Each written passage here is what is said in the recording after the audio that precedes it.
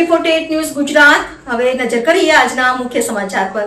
વૃક્ષ જીવનનો શ્વાસ છે, પ્રકૃતિ આપણી ઓળખ છે ના સંદેશ સાથે તાપી જિલ્લામાં વિકલ્પ સંસ્થા દ્વારા વ્યાપક રોપા વિતરણ અભિયાન યોજાયું હતું। તાપી જિલ્લાના ઉચ્છલ અને નિઝર તાલુકાના વિવિધ ગામોમાં વિકલ્પ સંસ્થા દ્વારા રોપા વિતરણ અભિયાન હાથ ધરાયું હતું।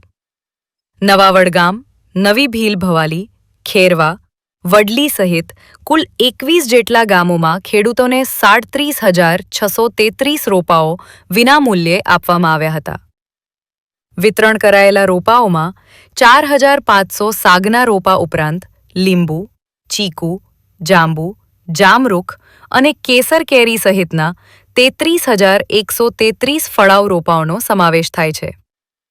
સંસ્થાના જણાવ્યા મુજબ આ અભિયાનનો હેતુ માત્ર પર્યાવરણનું સંરક્ષણ કરવાનો જ નહીં, પરંતુ ખેડૂતોની આવકમાં વધારો, જીવન ધોરણમાં સુધારો અને ઓર્ગેનિક ખેતીને પ્રોત્સાહન આપવાનો પણ છે। વિકલ્પ સંસ્થા દર વર્ષે અંદાજે 1,200 ખેડૂતોને 65,000 જેટલા ઉપજાઉ અને ઔષધીય રોપાઓનું વિતરણ કરે છે। સાથે જ રોપાઓની જાળવણી, ઓર્ગેનિક ખેતી અને ઔષધીય પાકોના સંવર્ધન અંગે ખેડૂતોને માર્ગદર્શન પણ આપવામાં આવે છે। તાપીથી હંસરાજ પાડવી, AV48 ન્યૂઝ ગુજરાત।